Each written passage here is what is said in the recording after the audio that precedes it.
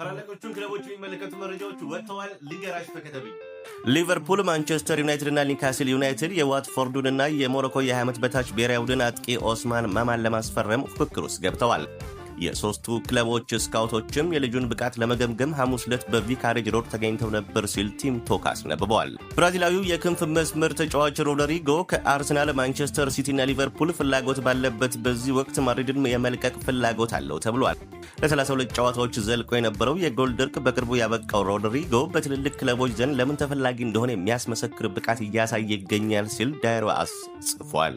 ማንቸስተር ዩናይትድ አሁን ያለውን የቡድኑን ስብስብ ጥልቀት ለማስተካከል በ2026 ሁለት የመሃል ክፍል አማካዮችን ለማስፈረም አቅዷል። ክለቡ የሊሉን አዩብ ቦአዲ እና የኦሎምፒያኮሱን ክሪስቶስ ሙዛክቲስን በእጩነት ዝርዝር ውስጥ አካቷል ሲል ስካይ ስፖርት አሳውቋል። በሌላ በኩል ማንቸስተር ዩናይትድ የብራይተኑን አማካይ ካርሎስ ባሌባን ለማስፈረም ፍላጎት ቢኖረውም ይፋዊ የዝውውር ጥያቄ ለማቅረብ ግን እስከ መጪው ክረምት ድረስ የመቆየት ዕድሉ ሰፊ ነው ሲል ስካይ ስፖርት አክሎ አስነብበዋል። ሊያም ሮሲኒየር የቼልሲ አዲሱ አሰልጣኝ ለመሆን ተቃርበዋል። ሮሲኒየር የቼልሲን የአሰልጣኝነት መንበር ለመረከብ በንግግር ላይ ናቸው። ድርድሩ በጥሩ ሁኔታ እየገፋ ቢሆንም እስካሁን ሙሉ በሙሉ የተጠናቀቀ ስምምነት አለመኖሩን የዝውውር ዘጋቢው ፍሎሪያን ፕሌተንበርግ አሳውቋል። ቼልሲ የኒውካስሉን አማካይ ሳንድሮ ቶናሊን ለማስፈረም ከፍተኛ ፍላጎት አሳይቷል።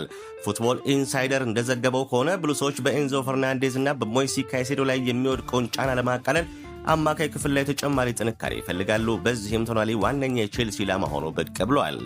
ማንቸስተር ሲቲ የቦርንመዙን አንቶኒዮ ሴሜኒዮን ለማስፈረም የሚያደርጉት ንግግር የላቀ ደረጃ ላይ ደርሷል። ሆኖም የቦርንመዙ አሰልጣኝ ራኦላ እስካሁን የተፈረመ ነገር የለም ሲሉ ገልጸዋል። አሰልጣኙ አክለውም ተጫዋቹ በሚቀጥለው ሳምንትም ከቶተንሃም ጋር በሚደረገው ጨዋታ ላይ ሊሰለፍ እንደሚችልም ጠቁመዋል።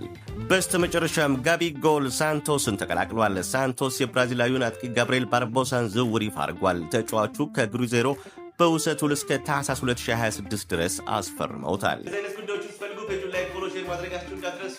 ይመቻል።